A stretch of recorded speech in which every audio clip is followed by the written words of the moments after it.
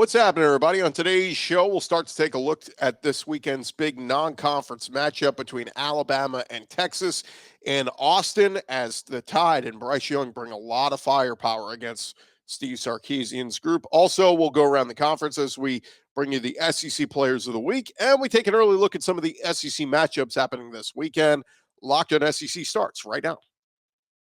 Are Locked On SEC, your daily podcast on the Southeastern Conference. Part of the Locked On Podcast Network, your team every day.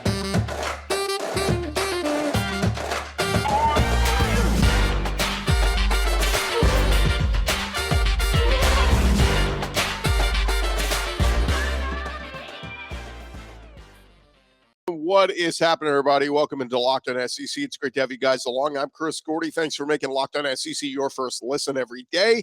And remember, Locked On SEC is free and available on all platforms, including YouTube and LockedOnSEC.com. Let's jump into it. Let's go around the conference. Boots out to the right. Interception. Makes the handoff. Throws in. What a catch. Around the conference. And the SEC announced their Players of the Week for Week 1. Florida quarterback Anthony Richardson named the Offensive Player of the Week, accounting for 274 total yards and 3 rushing touchdowns in that 29-26 win over Utah. Meanwhile, over Georgia, Christopher Smith is the co-defensive player of the week after recording 6 tackles, a tackle for a loss, and an interception in Georgia's 49-3 win over Oregon. He will share the honors with Arkansas linebacker Bumper Poole, who had 13 tackles and a tackle for a loss in the Razorbacks' 31-24 win over Cincinnati. Meanwhile, Kentucky freshman Barrion Brown, he had a 100-yard kickoff return for a touchdown in Kentucky's 37-13 win over Miami of Ohio. He was named Special Teams Player of the Week. Vanderbilt's Jaden McGowan, he was the Freshman Player of the Week with 4 catches for 116 yards and a touchdown. Alabama center Darian Dalcourt and Mississippi State center LaQuinston Sharp, they were named the co-players of the week on the offensive line. And Florida defensive lineman Brenton Cox, along with Arkansas defensive end Jordan Dominic, they were named co-players of the week on the defensive line. So a lot of worthy performances in Week 1 in the SEC, and a lot of folks earning SEC Player of the Week honors at multiple positions. Meanwhile, over at Ole Miss, Lane Kiffin announcing his plan at quarterback to start this week's game against Central Arkansas. On Monday, Kiffin said that Luke Altmaier will be the first quarterback out there on Saturday. Altmaier, of course, a Starkville native, played parts of a couple of drives in the win over Troy on Saturday, but it was Jackson Dart who got the start and played the bulk of the game. He was 18 for 27 for 154 yards with a touchdown and a pick. He was replaced by Altmaier in the fourth quarter. Dart ran the ball 4 times for 40 yards. Kiffin has said that he wants to see how both guys are going to react to starting and how the other guy reacts coming off the bench. He said once he sees that, he's going to make a decision for the rest of the year. Kiffin, after the win on Saturday, said he was tough on his offense and said it seemed like it was really good, especially in the first half, but they probably got bored in the second half. He said fans, he was surprised that, basically said, I would be bored too with our offense and how they perform. So Lane Kiffin, not yet a ultimate decision on the quarterback spot. Luke Altmaier will get his chance this weekend. We'll see how he performs after Jackson Dart was kind of a mixed bag in Week 1. Meanwhile, over at LSU still licking their wounds after that opening loss on Saturday night against Florida State in New Orleans. But the big loss on Sunday night, LSU standout defensive tackle Mason Smith, he left the game early with an injury, and now a report from Julie Baudouin of Tiger Details at Rivals reporting that Mason Smith has torn his ACL, will miss the remainder of the year. She added that Smith is set to have surgery in 3 weeks. Smith injured himself celebrating a defensive stop earlier in that first quarter and, kind of jumped up and landed on the Superdome turf awkwardly.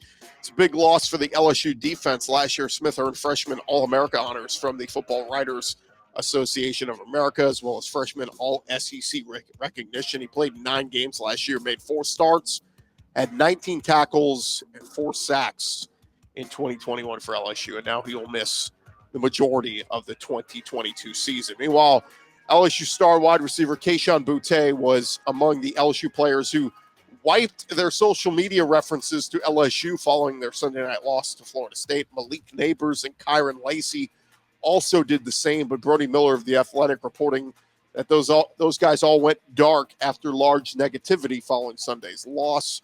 Boutte was still at film study on Monday for LSU. He was challenged at times leading into the season by new head coach Brian Kelly.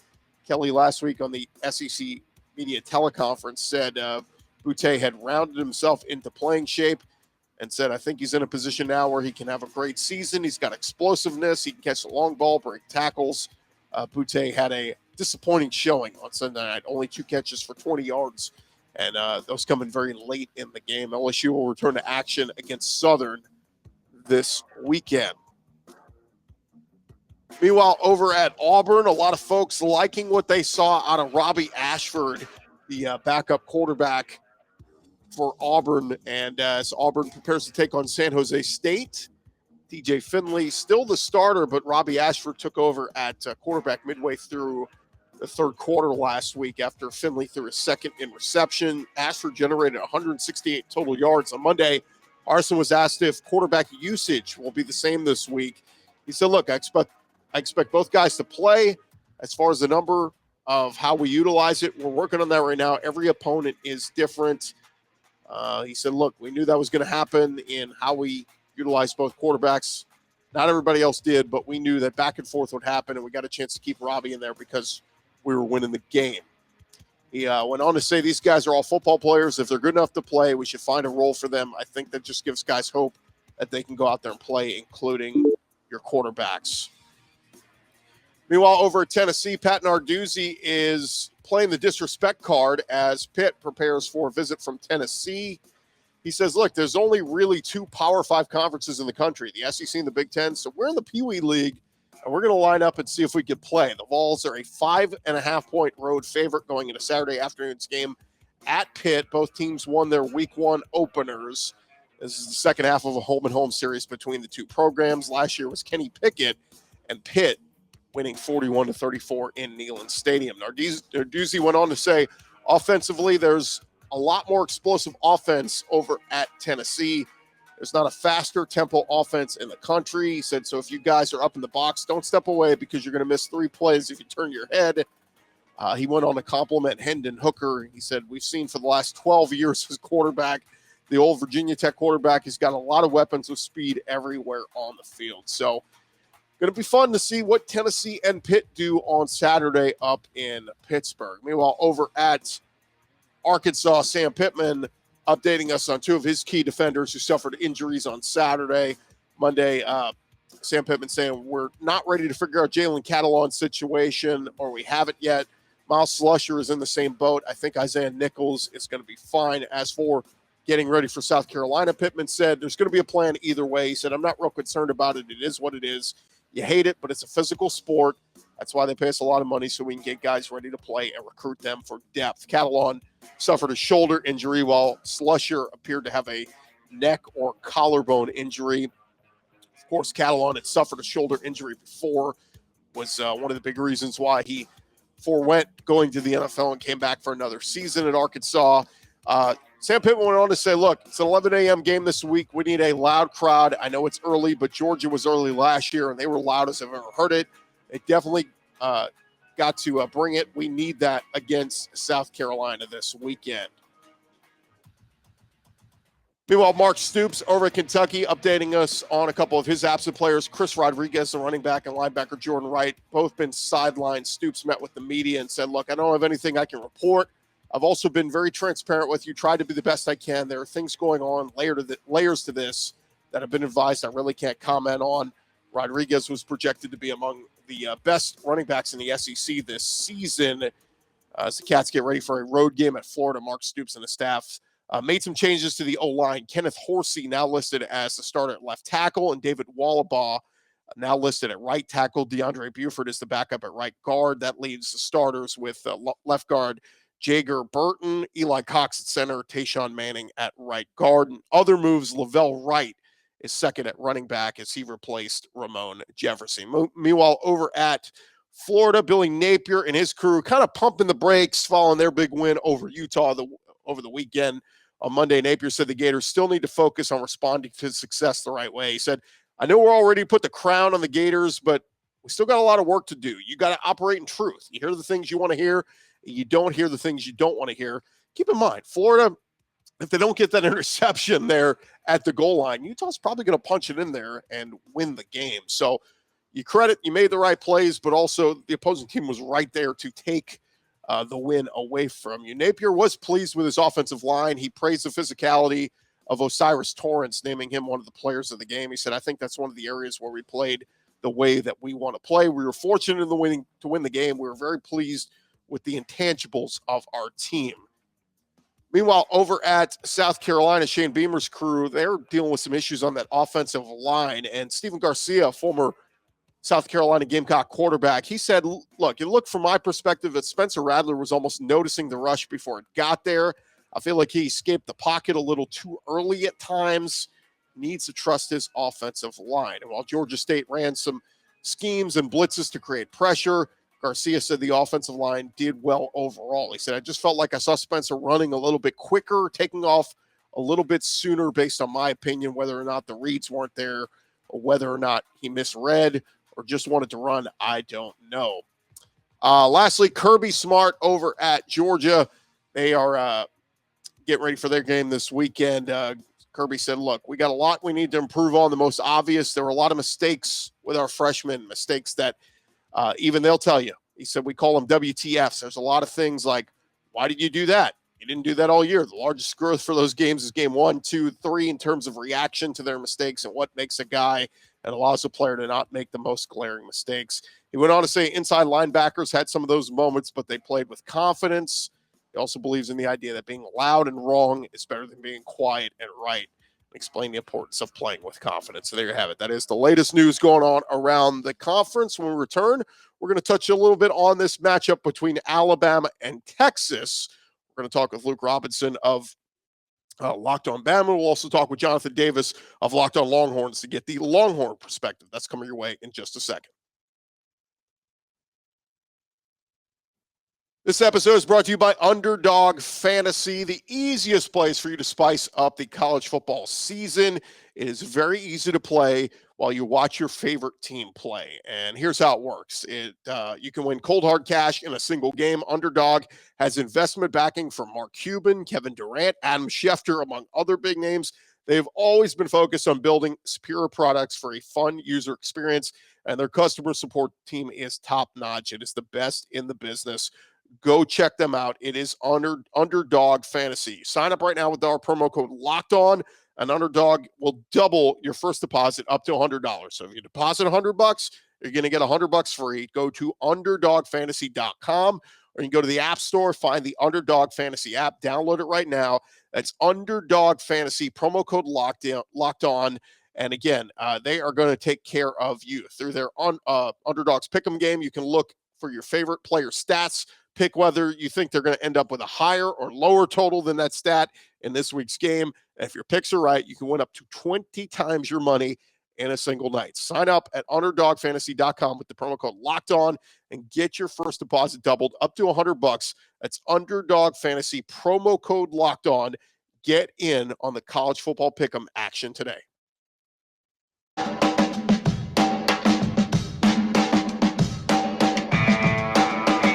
We're along here, Locked On SEC. We got a couple of conference games happening this weekend, but one of the biggest non-conference games is going to be happening in Austin, Texas, as the Texas Longhorns host number 1 Alabama, the Crimson Tide, heading out to Austin. And who better than to get on than our buddy Luke Robinson from Locked On Bama, and he joins us now. Luke, my goodness, what a monster game for the Crimson Tide in week 2. But, look, both teams got a big lopsided victory in week 1. What did you make of Alabama in week 1 in their win against Utah State?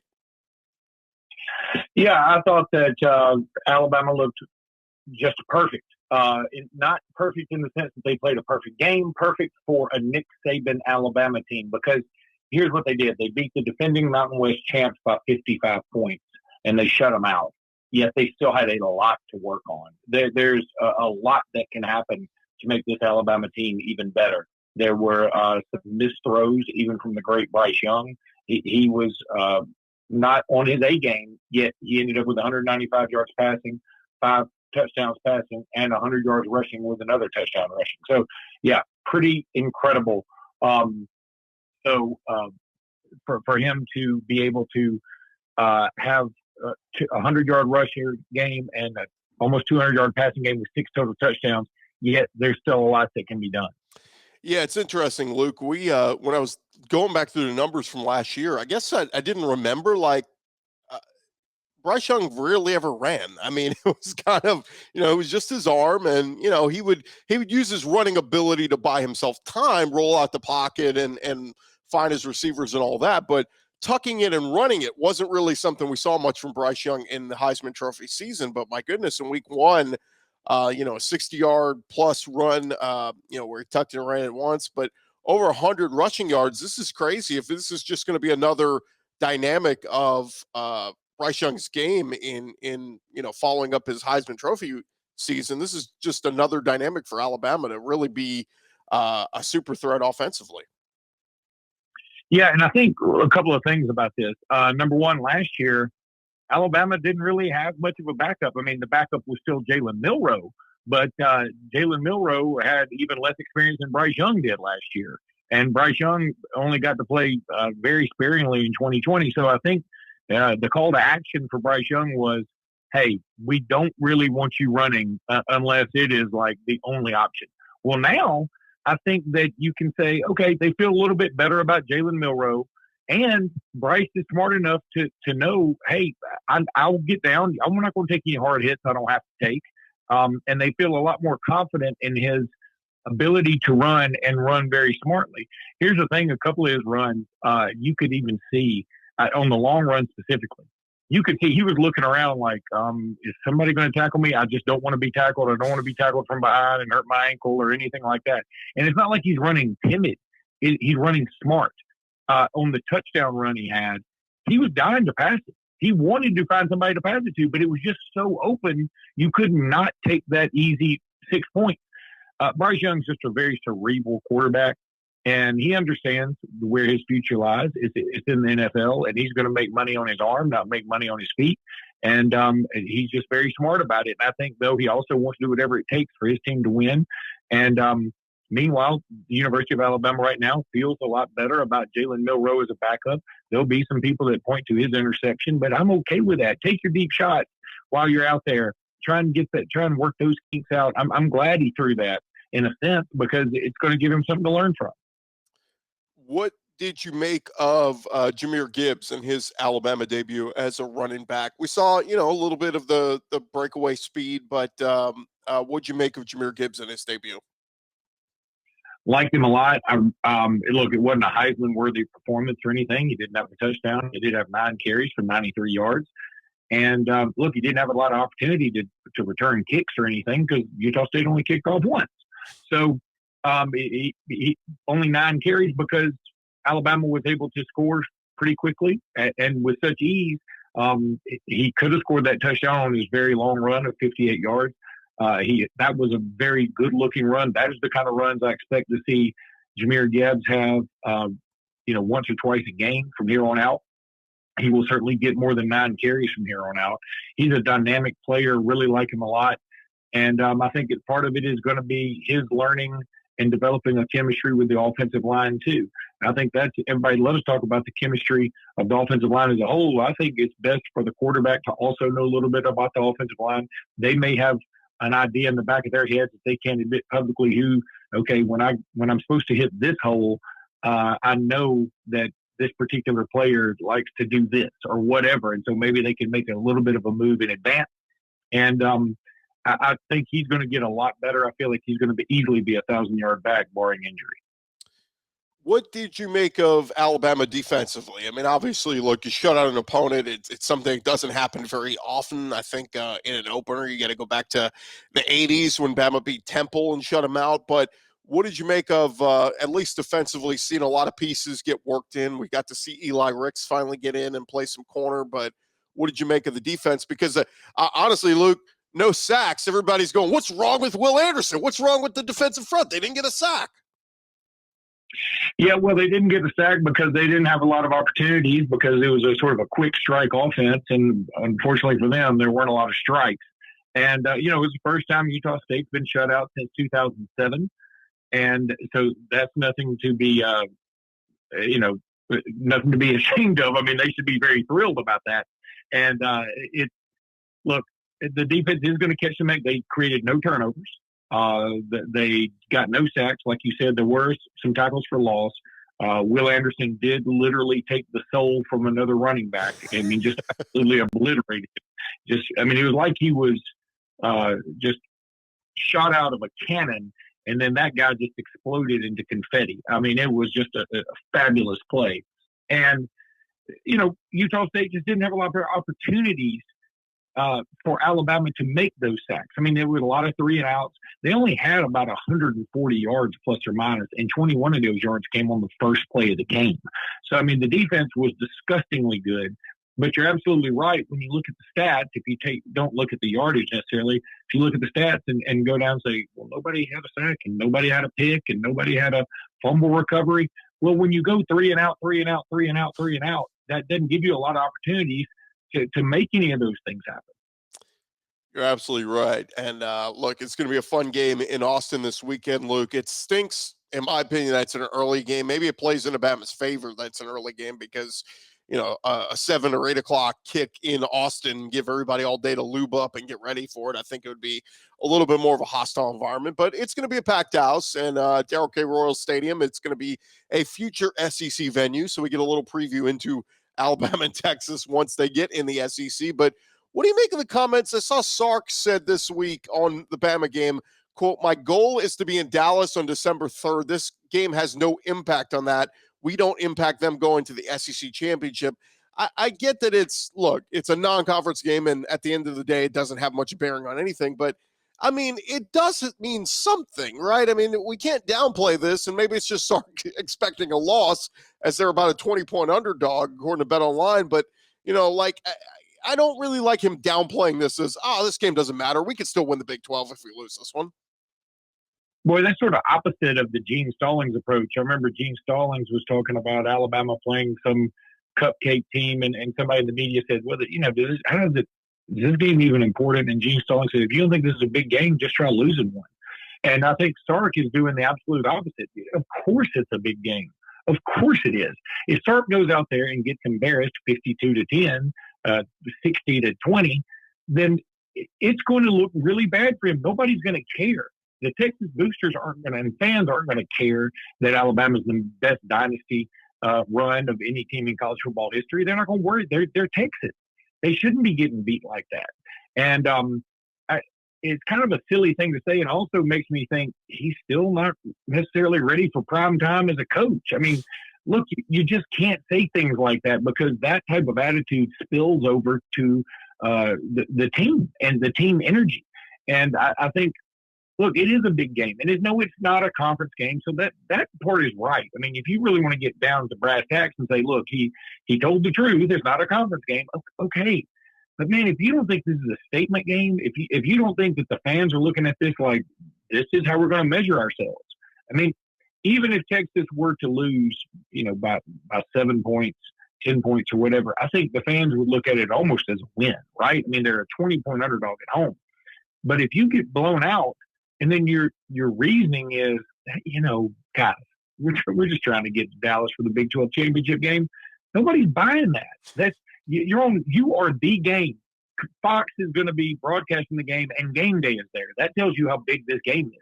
There is not a huge weekend in college football. Tennessee, Pittsburgh's nice. Florida, Kentucky's nice. I think USC plays Stanford or something. But this is the game. These are two of the marquee blue bloods in college football history. And one of them, the one that needs the exposure the most and the positive news the most, is going to say it's not that big a deal. That ain't very bright. We're talking with Luke Robinson, host of Locked On Bama. Last thing for you, Luke. I liked, as all the question marks and losing John Mechie and losing Jameson Williams, who was going to be that next guy to step up. And I kind of liked what Bryce Young did in moving the ball around. And we got to see some of the new weapons that Jermaine Burton, Trayshawn Holden had some nice catches. And then my guy, the guy that I've really fell in love with throughout fall camp, Kobe Prentice, big number 80, the true freshman, had some nice catches. What'd you see out of the wide receivers, and how do you think this is going to balance out moving forward? I really liked what I saw. Kobe Prentice, I thought, even though he didn't score, I thought he was the most impressive of the receivers. He had some really nice, almost Jerry Jeudy-esque moves from time to time with a nice little stutter step, stab and go move.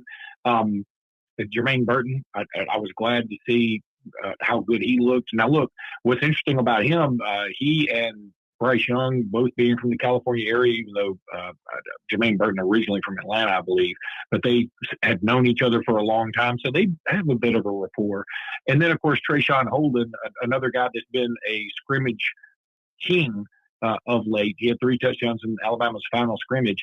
He's able to get a couple of touchdowns. I was very excited about the wide receivers. They're still missing JoJo Earl. That's important. They're still missing Cameron Latu. And, boy, the tight end, they may have had the worst game of any position group last Saturday. So it would be nice to have Cameron Latu back this Saturday. It's going to be fun, Luke. Any prediction for how this one will play out? I mean, right off the top of my head here, very early in the week, why don't I say, 52-17? That sounds super cocky, but at the same time, I just keep it 100, you know? Is that what the kids say? Yeah. No, I love it. I mean, look, based on what we saw from Bryce Young in week 1, I mean, the guy's picked up right where he left off, and looks like Bama's going to be just as dominant as always. Just one quick thought as we get you out of here. Any takeaway from what the other SEC teams did? I mean, Georgia looked pretty damn dominant week 1.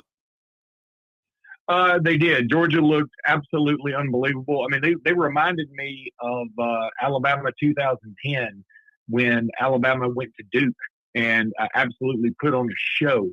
And now I know Duke is not Oregon, but it was a statement more than anything. The competition didn't matter. I mean, Georgia could have played just about anybody outside of Alabama or Ohio State, and the same result probably would have happened. Stetson Bennett played with so much confidence. The SEC as a whole, I thought, looked pretty doggone good. I was very excited for Florida. I really want the SEC East to have some competition again. Even Vandy's looking good. I mean, they're the only 2-0 team in the conference, right? They're one win away from beating their over-under total for Vegas this year, so that's super. Mississippi State looked pretty nice. They got a big game traveling to Arizona. The only team that sort of blew it was the one team I thought might blow it, and that's LSU. And they just really tripped up all over themselves. That was the best, worst game I've ever watched in college. And that said, LSU, as bad as it looked, they were an extra point away from going to overtime, and who knows? I mean, it feels like Brian Kelly will turn that thing around, and, you know, they're not going to be that bad as the season goes along. So it'll be fun to watch as the SEC season rolls on. Luke, thanks so much for the time, man. Really appreciate it. And we'll be keeping an eye on this game in Austin this weekend. All right, buddy. Yep, we'll talk soon. Thank you so much, Chris. All right, that's Luke Robinson, host of Locked On Bama. And coming up next, we're going to talk with Jonathan Davis, host of Locked On Longhorns, and get his thoughts on the Texas side of things for this big game coming up this weekend. What does Texas have to do to pull the upset off over Bama? We'll talk about that next.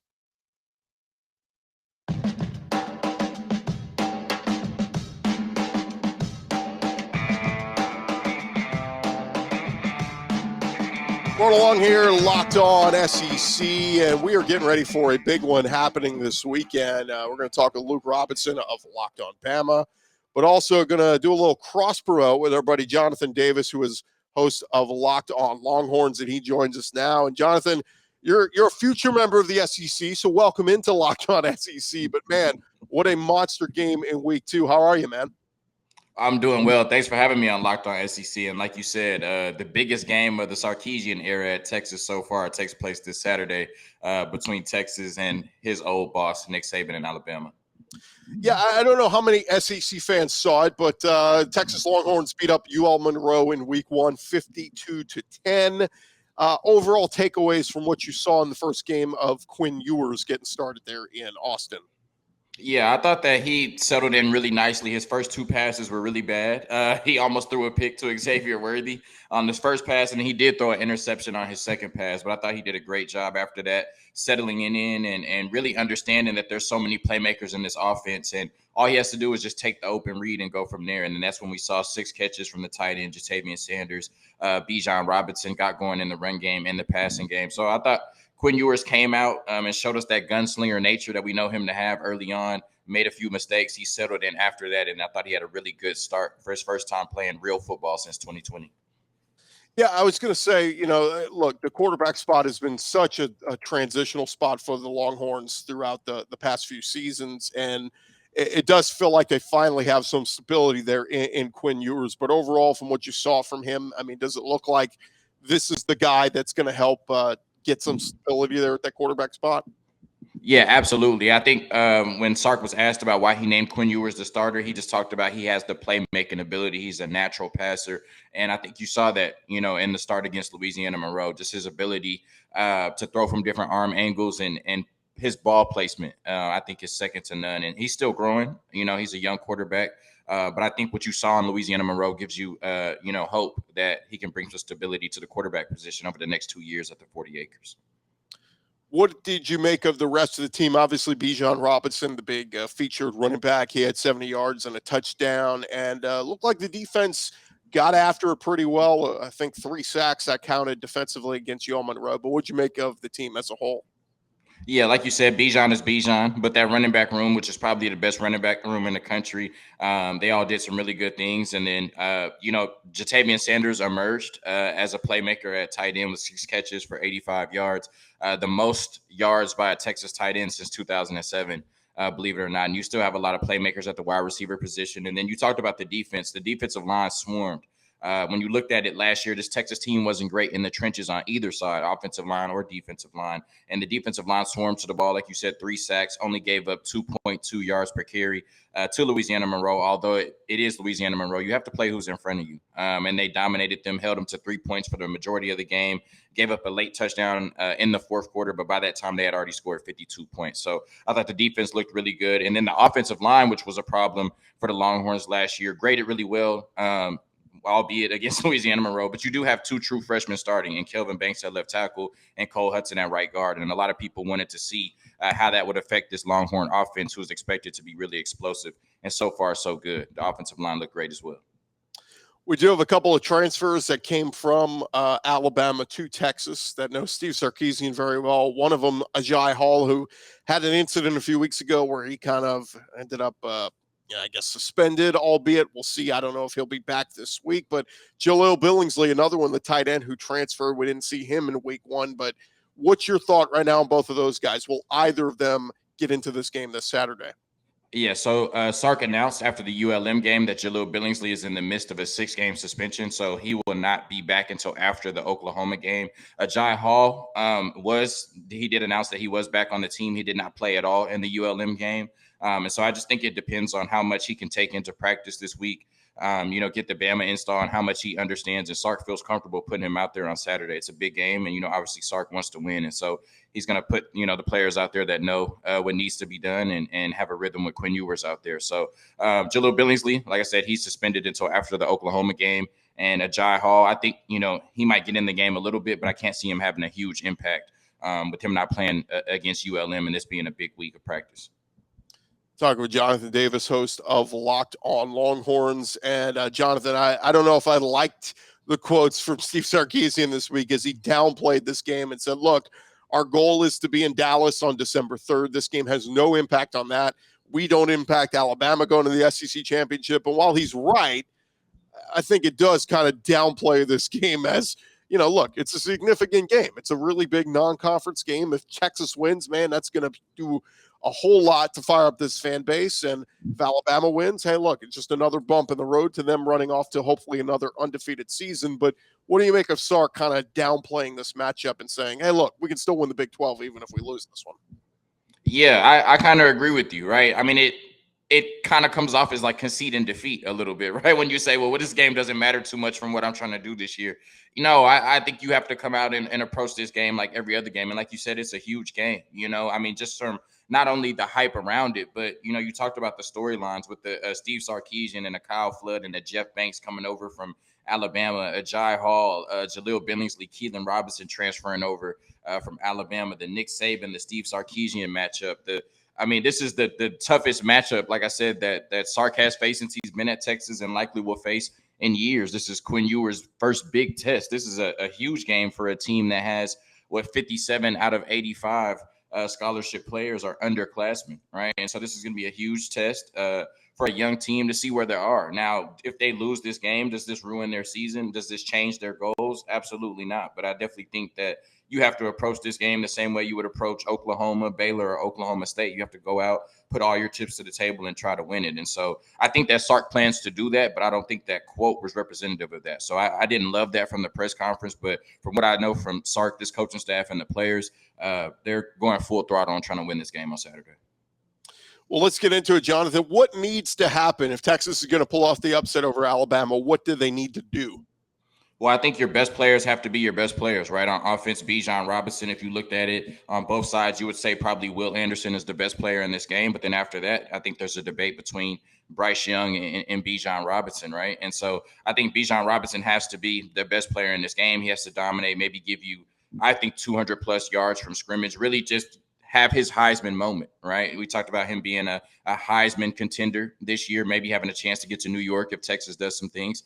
He's going to have to be that player. We know Alabama wants to run a lot of man coverage. And so that Quinn Ewers to Xavier Worthy connection has to be special. Xavier Worthy has to dominate in ways like he did at Oklahoma last year with 200-plus yards. Maybe not that, but he's going to have to win his matchup, and they're going to have to threaten this Alabama defense down the field. And then on the defensive side, so, on the offensive side, like I said, your best players have to be your best players on the field, Xavier Worthy and Bijan Robinson. And then on the defensive side, you're going to have to do what very few teams have been able to do, and that's make Bryce Young uncomfortable, right? He has elite pocket presence, the way he navigates the pocket, keeps his eyes downfield, moves up in the pocket. He's always looking downfield to get the ball to his receivers.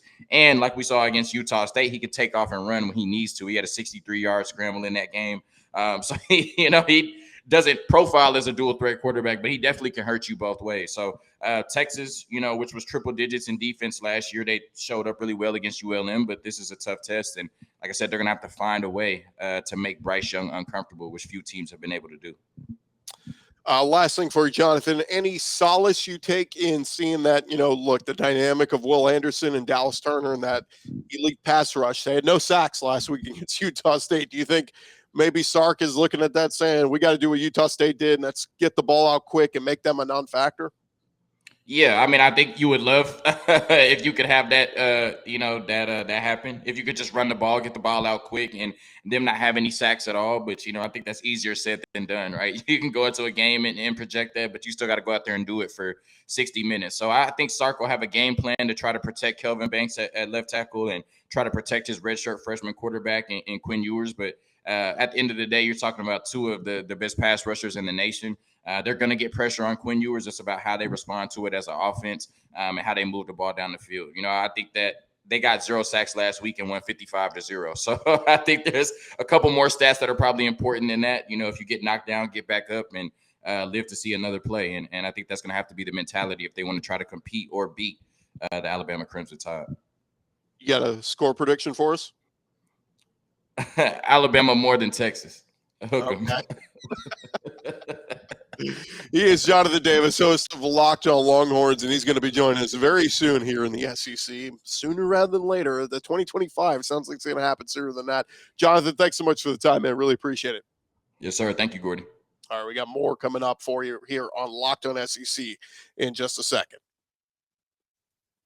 That is going to do it for this edition of Locked On SEC. Again, my thanks to Jonathan Davis of Locked On Longhorns and, of course, Luke Robinson, host of Locked On Bama. We got a monster matchup coming up on Saturday morning and can't wait to see what the Tide do with the Texas Longhorns. Again, our friends at BetOnline have it at about a 20-point favorite for the Alabama Crimson Tide. We'll see if Bama covers those points. We'll see if Texas can make it a game at all on Saturday. We'll continue here on Locked On SEC throughout the week. Our buddy Chris Marler will stop by. We'll also talk with Lynn Scarborough and Taylor McCarr, get their thoughts on some of the big matchups happening in the SEC this weekend. We got some nice non-conference games as well as some in-conference games getting SEC play started. I'm Chris Gordy. This has been Locked On SEC. We'll talk to you guys coming up tomorrow. And appreciate you guys for making Locked On SEC your first listen every day. Now you go make your second listen. Check out the Ultimate Pro Football Preview 2022, an 8-episode extravaganza to get you ready for the NFL season. The local team experts of the Locked On Podcast Network, plus a betting angle from Lee Sterling of Locked On Bets, all combining into one ultimate NFL preview. Search for the Ultimate Pro Football Preview 2022 on your Odyssey app, YouTube, or wherever you get your podcasts. I'm Chris Gordy. We'll talk to you guys tomorrow.